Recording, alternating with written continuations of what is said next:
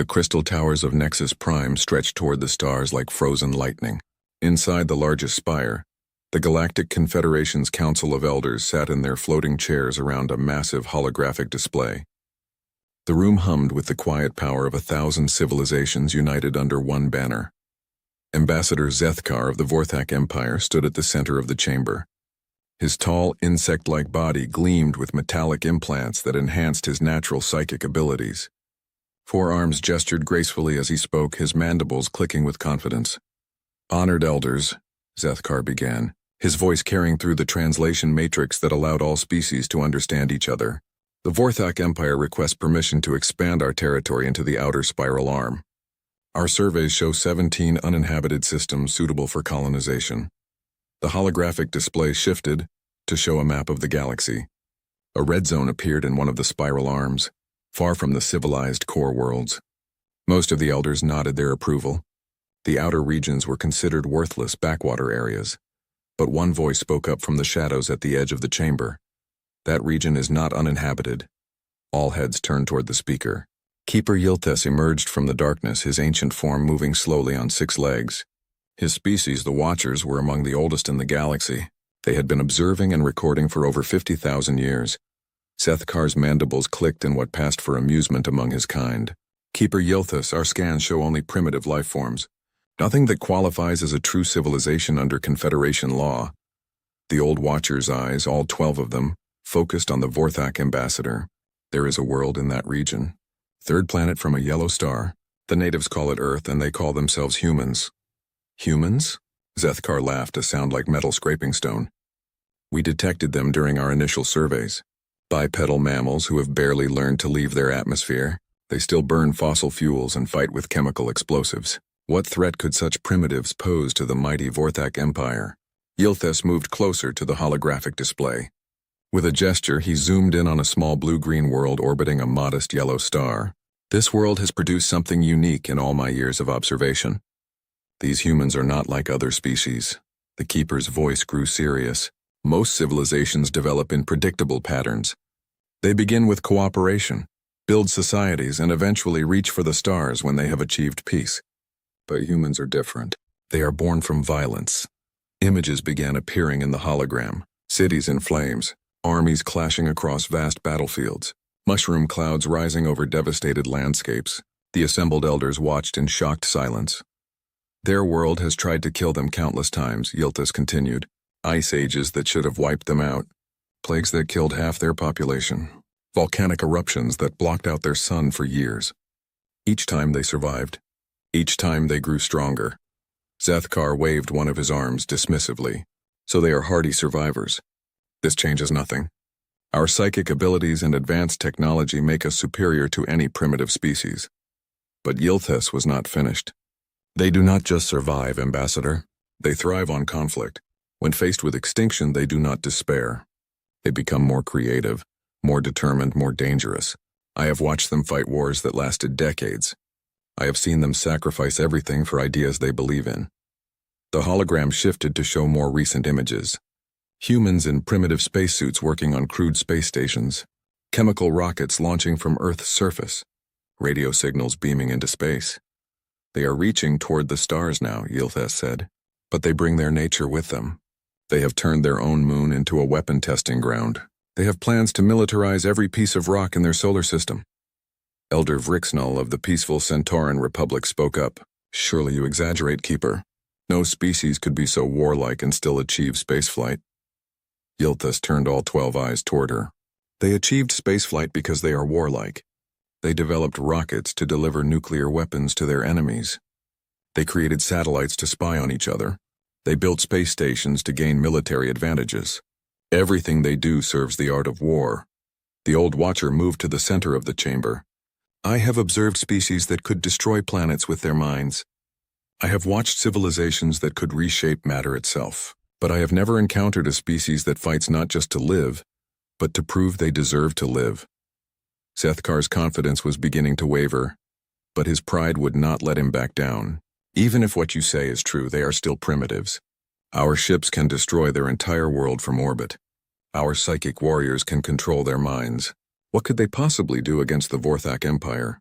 "That," Yilta said quietly, is exactly the kind of thinking that will get you killed. The keeper gestured again, and new images filled the hologram. Humans working in factories building weapons, humans in laboratories splitting atoms, humans in training facilities preparing for war. They do not think like we do, he continued. When we face a superior enemy, we seek to negotiate or surrender. When they face a superior enemy, they find a way to make themselves more dangerous than their opponent. They will turn every resource on their planet into a weapon. They will sacrifice their own lives without hesitation if it means victory. The chamber fell silent. Several of the younger elders shifted uncomfortably in their floating chairs. I have one final warning, Yilta said, his ancient voice carrying the weight of millennia. If you attack these humans, you will not be fighting a primitive species defending their home. You will be fighting a species that has spent their entire evolutionary history learning how to kill things that are bigger, stronger, and more dangerous than they are. Zethkar straightened his metallic carapace. The Vorthak Empire has conquered 17 systems, Keeper. We have defeated species far more advanced than these humans. Your warnings are noted but dismissed. The old watcher bowed his head. Then I have done my duty. The warning has been given. He turned to address the full council. Let it be recorded in the official archives that the species known as humans were placed under observation and deemed extremely dangerous. All Confederation members are advised to avoid contact with Earth's region. Several elders voted to approve the warning, but Zethkar requested that his dissent be noted in the official record.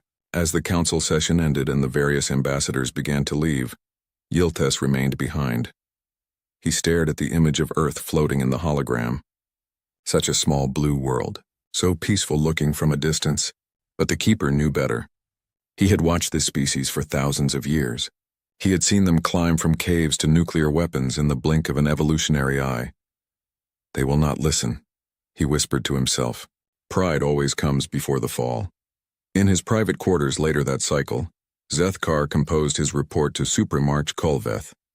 He described the council session and the Keeper's warnings, but his tone was dismissive. The ancient Watcher species grows senile in their old age, he wrote. They see threats where none exist. These humans are nothing more than clever animals with crude technology. When the time comes to claim their system, they will surrender as all primitives do when faced with true power.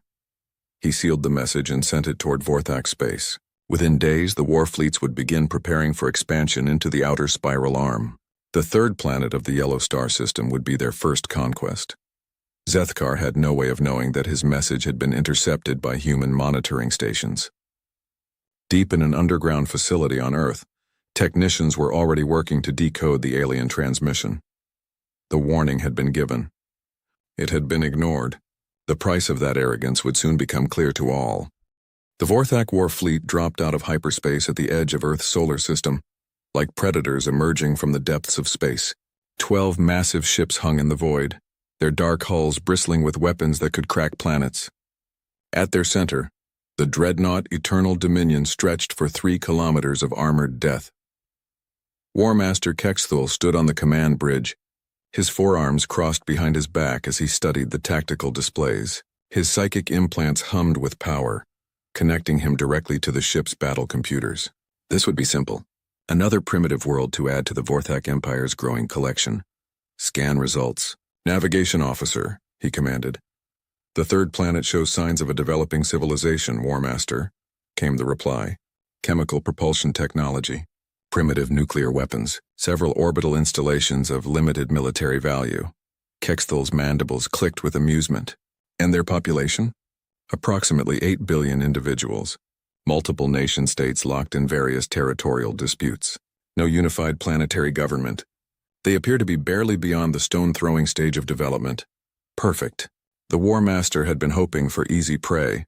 His career needed a successful conquest to secure his promotion to the Supreme Command. These humans would provide exactly what he required.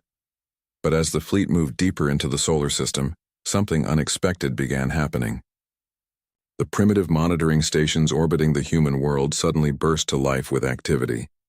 Radio signals flooded the electromagnetic spectrum. War Master, the communications officer reported, we are receiving multiple transmissions from the planet. They appear to be attempting communication. Put it through the translation matrix. The bridge speakers crackled to life with dozens of different voices speaking in various human languages. The translation system worked frantically to convert the alien sounds into something the Vorthak could understand. Greetings to the visitors from beyond our world. We are the human race of the planet Earth. We come in peace and seek knowledge of the stars. This is the International Space Coalition. Please identify yourselves and state your intentions. We welcome you with open arms and hope for friendship between our peoples. Kexthul listened to the babbling voices with growing disgust. Typical primitive behavior. They were trying to negotiate before they even understood their situation. More signals poured in. Mathematical concepts proving the humans understood basic science. Music and art transmissions showing their cultural development. Even crude star maps indicating they knew their place in the galaxy. War Master, the sensor officer called out. The humans are mobilizing their military forces. Every warship on their planet is moving to combat positions. How many vessels do they possess? Difficult to determine exact numbers. Their fleets are scattered across multiple water-covered regions of their planet. Estimate several thousand primitive craft using chemical propulsion and crude explosive weapons. Kexthul's laugh echoed through the bridge. Several thousand primitive boats against 12 state-of-the-art Vorthak warships. This would be over before it began. Open a channel to the human. Leadership, he ordered. The main screen lit up with the image of a human female sitting at a large table surrounded by other members of her species. She appeared calm, but the War Master's psychic implants detected elevated stress levels throughout the room. I am Secretary General Maria Santos of the United Nations, the human said. On behalf of all humanity, I welcome you to our solar system. We hope this marks the beginning of peaceful relations between our civilizations. Kexthul stepped forward, allowing his full height and four-armed form to dominate the screen. I am War Master Kexthul of the Vorthak Empire. Your world has been selected for incorporation into our territory. You will surrender all military assets and prepare your population for relocation. The human leader's face remained surprisingly steady. I'm afraid that's not possible. Earth is our home and we don't intend to leave it. Then you will be removed by force. The connection ended. On the tactical display, Kexthul could see the humans scrambling to organize some kind of defense. Their space stations were being evacuated. Their crude satellites were changing orbit patterns. It was almost sad to watch. War Master, the weapons officer reported. Shall we begin orbital bombardment? Not yet. First we make an example. Target their largest orbital installation and destroy it. Let them see what happens to those who defy the Vorthak Empire. The Eternal Dominion's main particle cannon began charging. The weapon could punch through a moon's crust with ease. The human space station would simply cease to exist. Target locked. Firing. A beam of pure energy lanced out from the dreadnought. It struck the space station and vaporized it instantly. Debris spread in all directions as the installation simply disappeared from existence. Kexthul expected immediate surrender. Instead, something else began happening on the tactical displays. Every military installation on Earth went to maximum alert. Nuclear missiles emerged from hidden silos. Submarines surfaced from the depths of the human oceans. Aircraft carriers turned toward the orbital battle zone. But strangest of all, the radio chatter from the planet below changed tone completely. This is Admiral Chen of the Pacific Defense Fleet. You have fired upon peaceful beings. You have 36 hours to leave our system, or we will consider your presence an act of war. The message was repeated in dozens of languages and broadcast on every frequency the humans possessed. There was no fear in the transmission. No pleading for mercy. Just a simple statement of fact. Kexthul's psychic officers suddenly began reporting something that made him pause. War Master, we're detecting unusual brain patterns from the planet below. Explain. The humans are not exhibiting fear responses. Instead, we're reading massive spikes in aggression and determination. It's unlike anything in our psychological databases. The War Master studied the sensor readings. 8 billion minds all focused on a single purpose, all burning with the same cold fury that came from watching their home being attacked. Curious, he mused, but irrelevant. Primitive minds cannot overcome advanced technology. He was about to order a full assault when his tactical officer called out a warning. War Master! Multiple objects launching from the planet's surface. On the main screen, hundreds of bright trails rose from Earth. Chemical rockets, but moving faster than anything the Vorthak had expected from such primitive technology. Those aren't rockets, the sensor officer said with confusion in his voice. Those are ballistic missiles. Nuclear-tipped ballistic missiles. They've been modified with ion drive systems. Kexthul felt his first moment of uncertainty. How did they modify their weapons so quickly? Unknown, War Master. But the modifications are crude yet effective. They're using their existing nuclear arsenal as space-to-space weapons. The modified missiles reached the Vorthak fleet within minutes. Most were destroyed by point defense systems, but several got through. Nuclear explosions bloomed against the shields of the outer escort ships. Damage report. Minimal damage to outer hull. Shields holding at 87%. But War Master, if they can adapt this quickly... Kexthul silenced his officer with a gesture. This was just desperate flailing from a dying species. But as he watched the tactical display, more launches were detected from Earth. This time, the objects were different. Larger. Moving on ballistic trajectories toward the fleet. What are those? He demanded. Unknown objects, War Master. They appear to be... debris? Scrap metal? Some kind of improvised kinetic weapons? The truth dawned on the bridge crew as the objects got closer. The humans were throwing everything they had at the invaders. Decommissioned satellites, space station modules, even what looked like converted garbage haulers, loaded with metal debris. They're using their orbital infrastructure as ammunition. The weapons, officer said with something approaching admiration. One of the improvised kinetic weapons struck a Vorthak escort ship. The impact sent vibrations through the fleet formation. Still minimal damage, the tactical officer reported, but their ingenuity is unexpected. Kexthul gripped the command rail with all four hands. This was supposed to be a simple conquest. These humans were supposed to surrender after seeing superior firepower. Instead, they were fighting back with everything they had, and according to his psychic officers, they were enjoying every moment of it. War Master, came another report, we're receiving a new transmission from the planet. Put it through, this time. The voice belonged to a human male with graying hair and cold eyes. This is General Harrison of the Global Defense Initiative. You destroyed a space station with 400 people on board. You want a war? You've got one. The transmission ended. On the sensor displays, every military installation on Earth was now active and turning weapons toward space. Kexthul realized that Keeper Yilthes might have been right about one thing. These humans were definitely not typical primitives. The humans didn't wait 36 hours. They attacked in 18. War Master Kexthul was reviewing battle plans when alarms screamed throughout the Eternal Dominion. His bridge officers scrambled to their stations as tactical displays lit up with hundreds of incoming contacts. Report, he barked.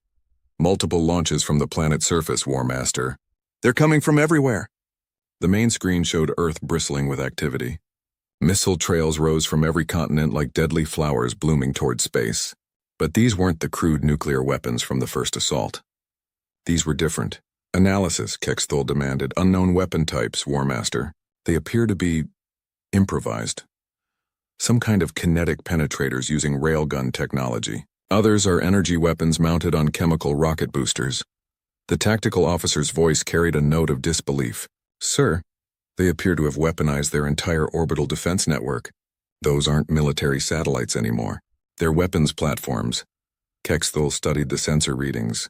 In less than 18 hours, these primitive humans had converted their peaceful space infrastructure into an arsenal. Observatory telescopes had become targeting systems. Communication satellites had become guidance networks. Even their weather monitoring stations were now coordinating attacks. Impossible. No species can adapt that quickly. But the evidence was screaming toward his fleet at tremendous velocity. The first wave of improvised weapons struck the Vorthak formation. Most were absorbed by energy shields, but the impact sent vibrations through the massive warships. The humans were learning, adapting their targeting with each salvo. Shields at 60% and dropping, reported the defense officer. How are they penetrating our defenses? They're not trying to overpower them, War Master. They're studying them. Each attack is slightly different, testing our shield frequencies and response times. Kexthul felt a chill run through his exoskeleton. These humans were treating the battle like a learning exercise.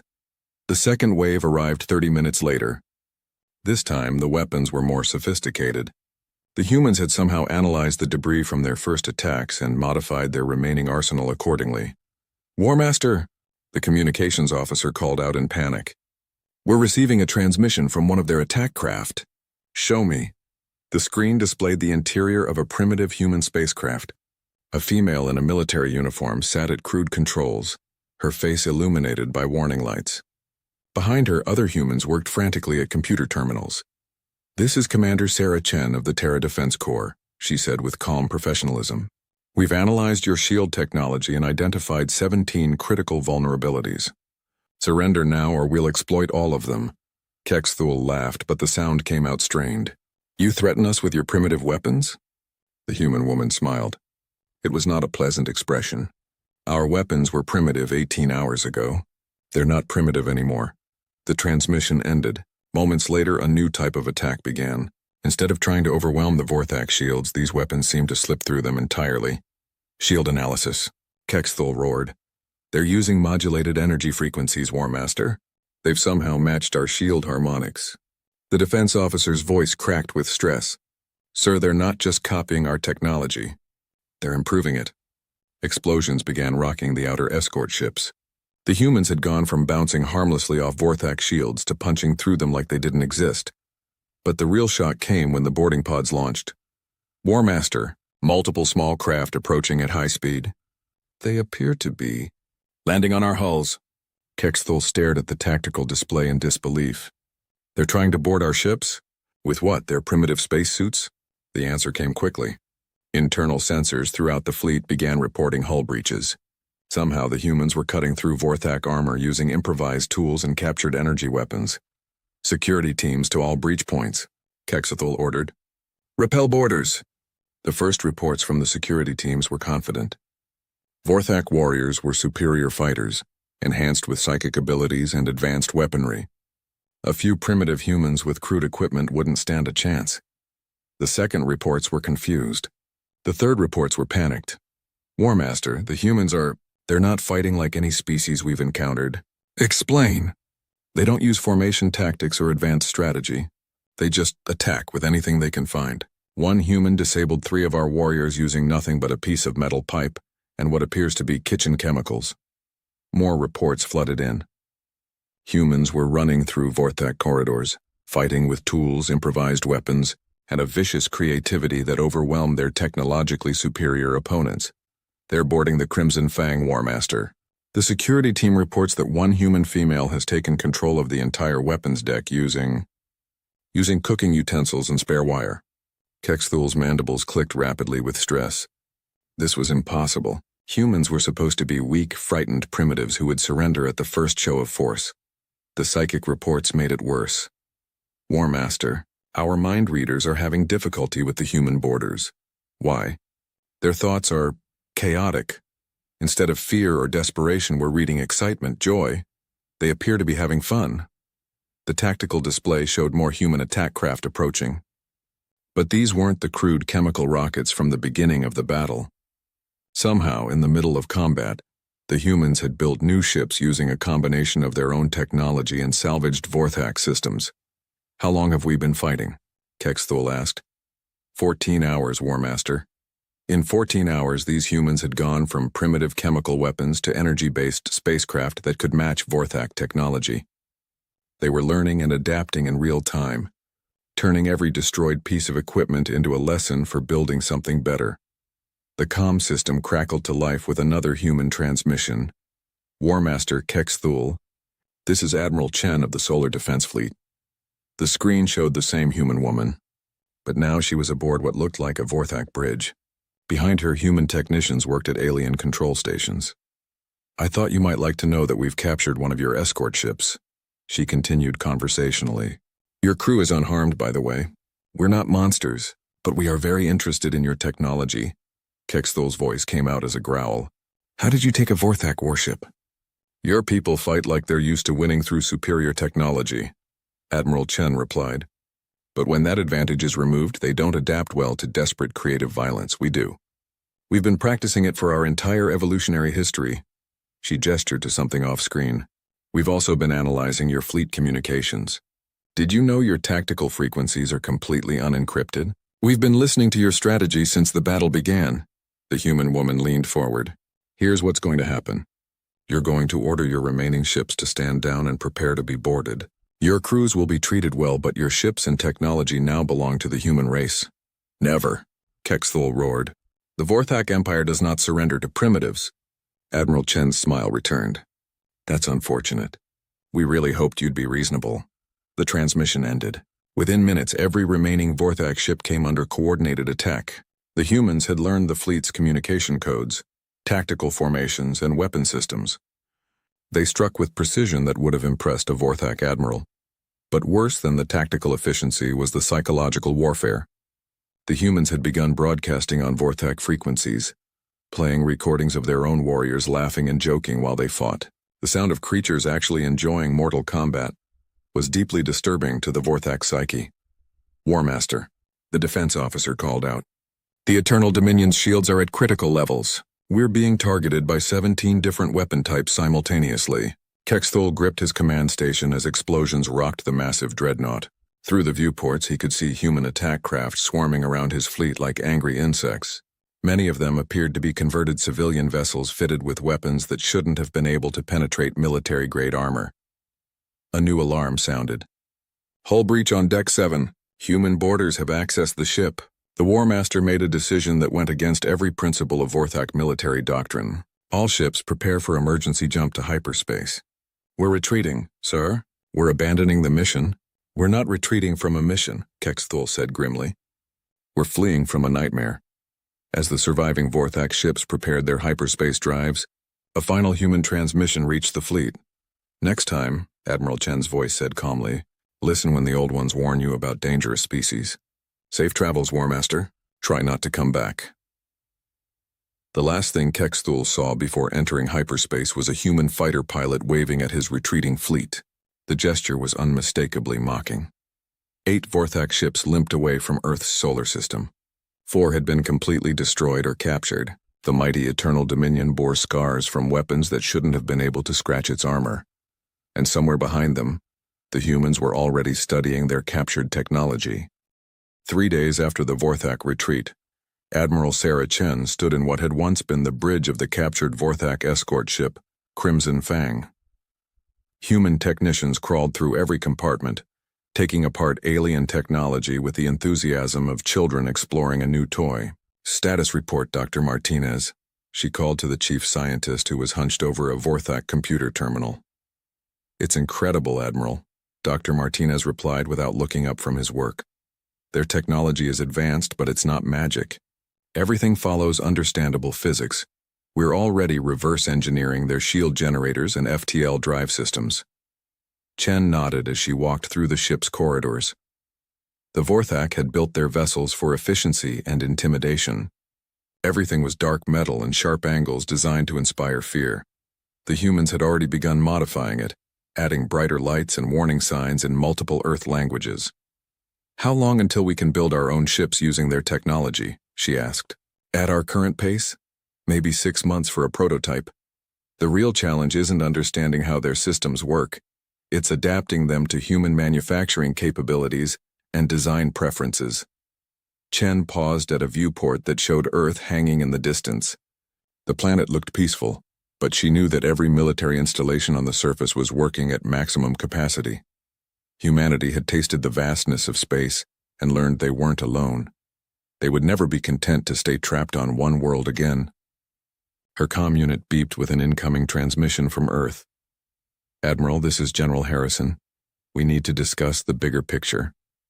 The screen showed the old soldier sitting in the underground command center that had coordinated Earth's defense. Behind him, massive displays showed intelligence gathered from captured Vorthak equipment. What's the situation, General?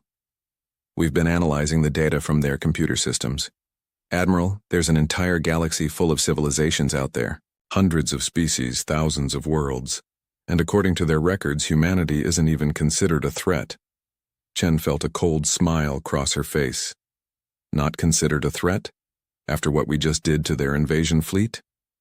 That's the interesting part. The Vorthak Empire is apparently just one member of something called the Galactic Confederation. And there's evidence that at least one species tried to warn them about us. The general gestured to data scrolling across his screens. Species called the Watchers. Their representative specifically advised against attacking Earth, said we were dangerous. Smart species, these Watchers. Yes, but here's the thing. The Vorthak ignored the warning because they thought we were primitives, which means the rest of the galaxy probably thinks the same thing. Chen understood immediately. They're going to keep underestimating us. Exactly. And that gives us an advantage we need to exploit quickly.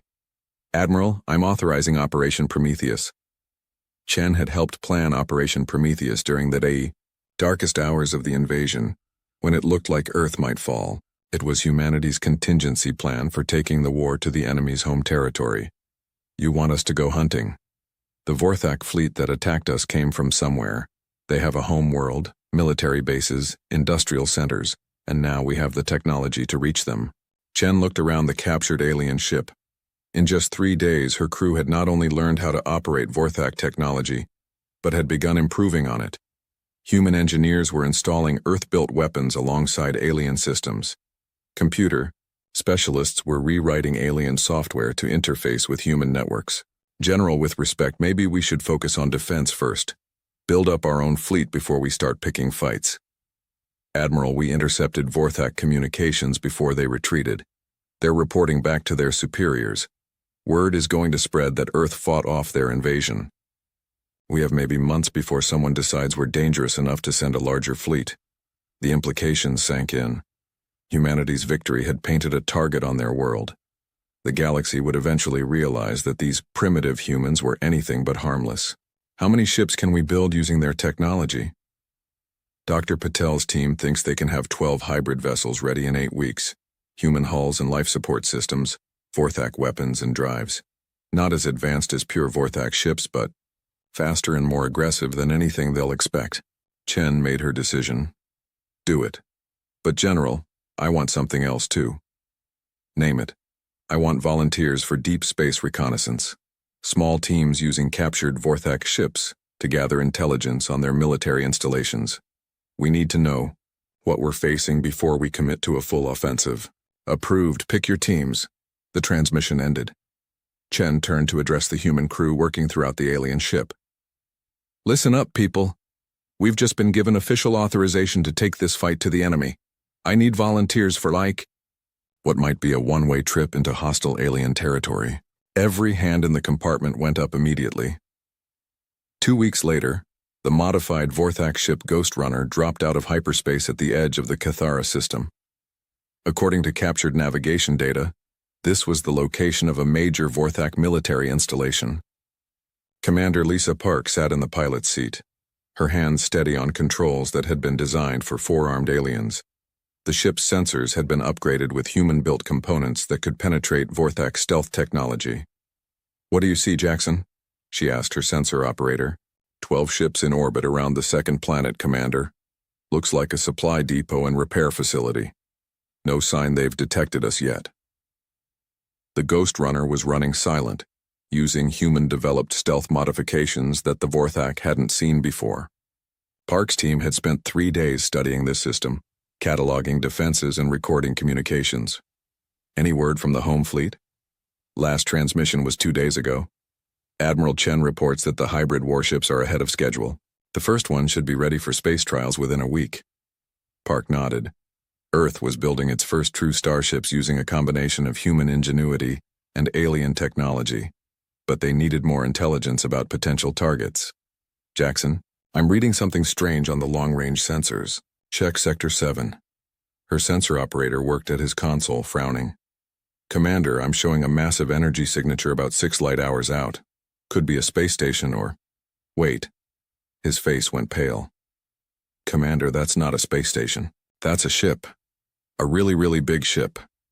The main screen displayed a sensor image of what could only be a Vorthak dreadnought. But this one was 3 times the size of the Eternal Dominion. New contact, Jackson continued. Actually, multiple contacts. Commander, there's an entire battle fleet out there. I count over 40 ships. Park felt ice in her stomach.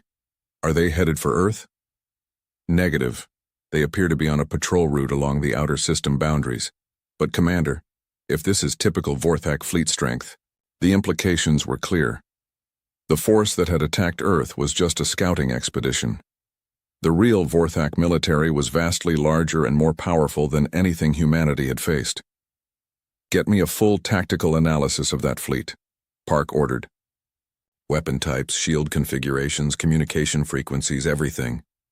For 6 hours, the Ghost Runner observed the alien fleet from long range. Jackson's sensors recorded every detail of their formation, their patrol patterns, and their technology. Finally, Park made the decision to return to Earth. We've got what we came for. Set course for Sol system. Maximum speed. As the Ghost Runner entered hyperspace, Park reviewed the intelligence they'd gathered.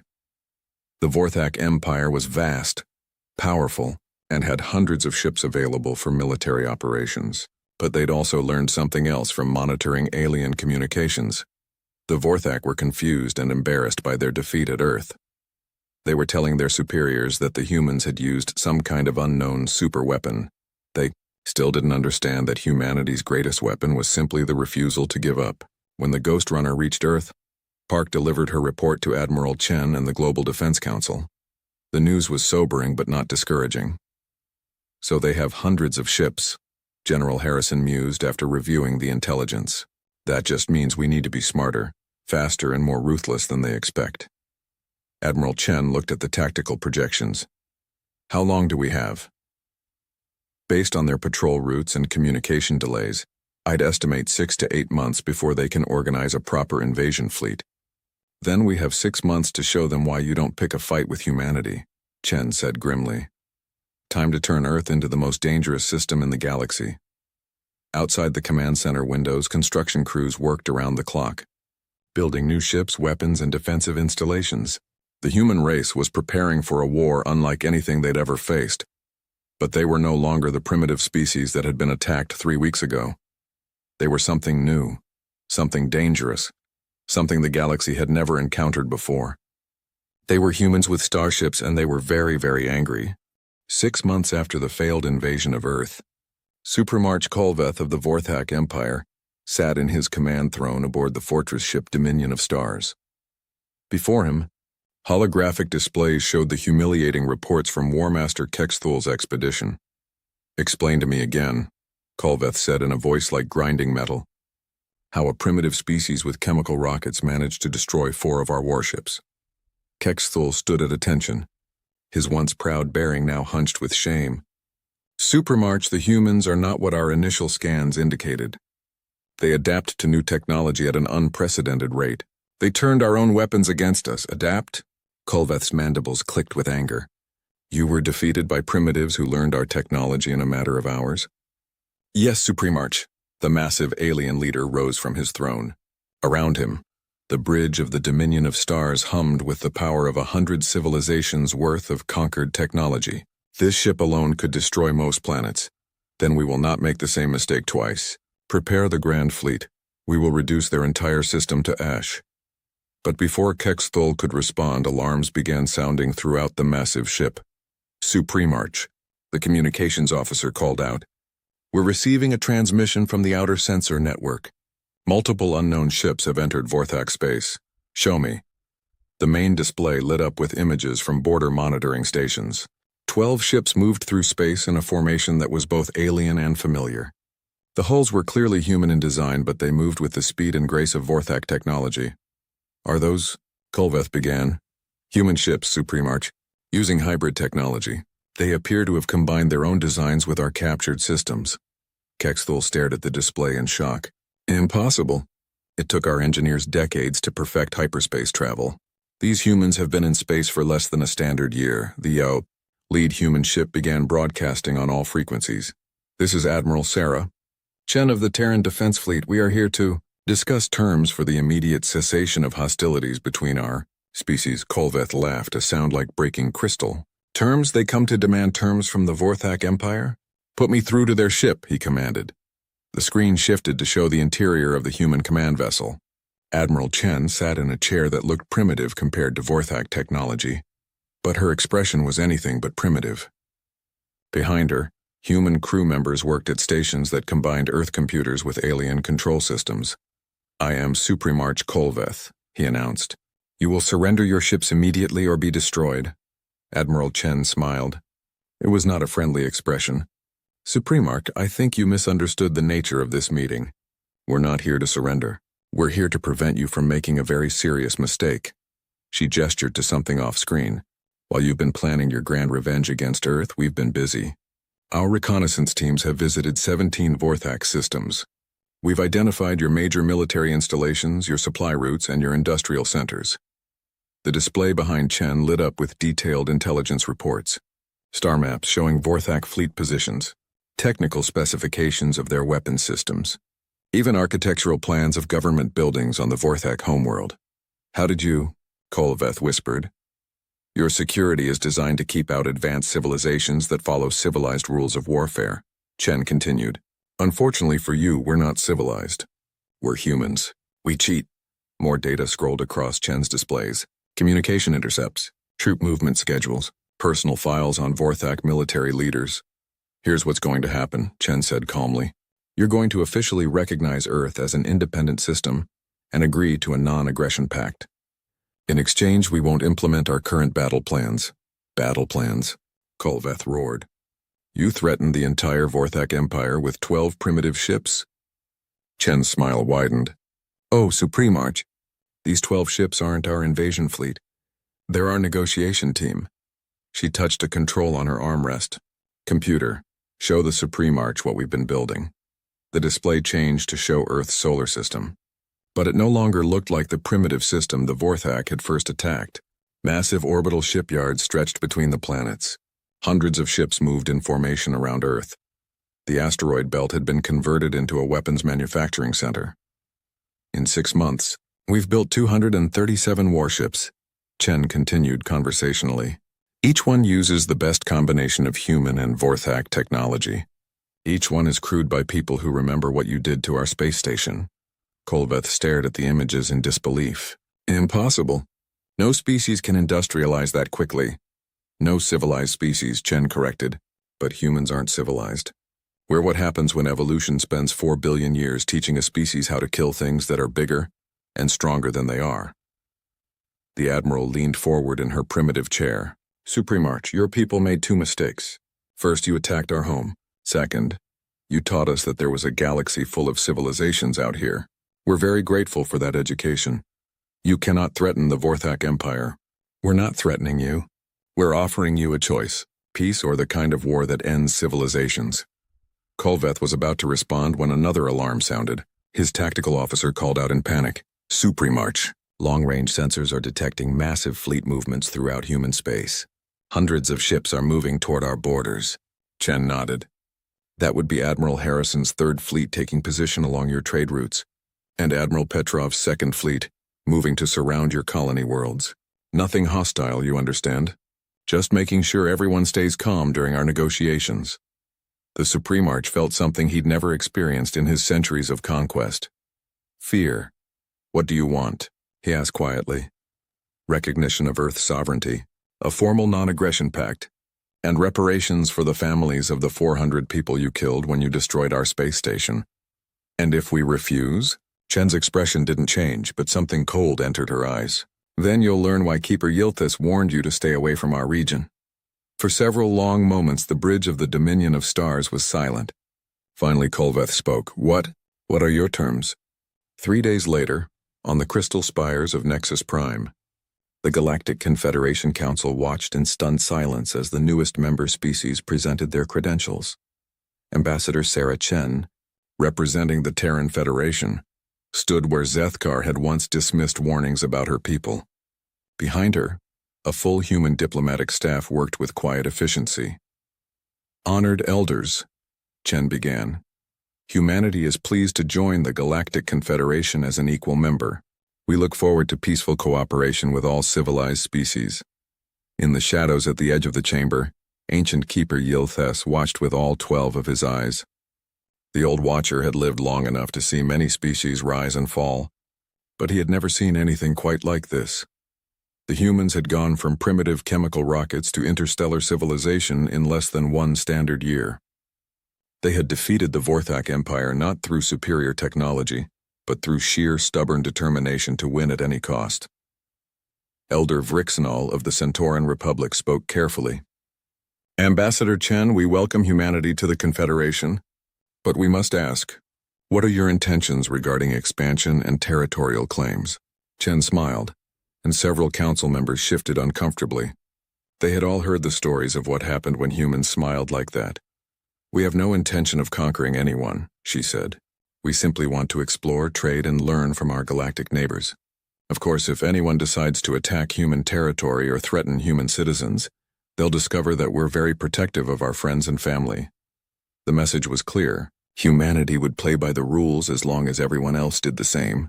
But anyone who chose to break those rules would face consequences that would make the Vorthak defeat look gentle by comparison. Ambassador Zethkar, his career and reputation destroyed by his failure, sat in the observers section watching the human delegation. These were the primitive bipedal mammals he had once dismissed. Now they commanded respect from species that had conquered star systems before humans had discovered fire. After the session ended, Chen approached the ancient keeper. Yilthes, she said respectfully, I wanted to thank you for trying to warn the Vorthak about us. The old watcher studied her with his dozen eyes. You are not what I expected, Ambassador. How so?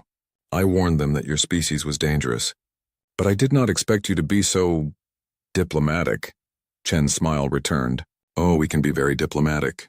It's amazing how reasonable people become when they know you're capable of turning their homeworld into an asteroid field. Yilthus made a sound that might have been laughter. Indeed. Tell me, Ambassador, what are humanity's long-term goals?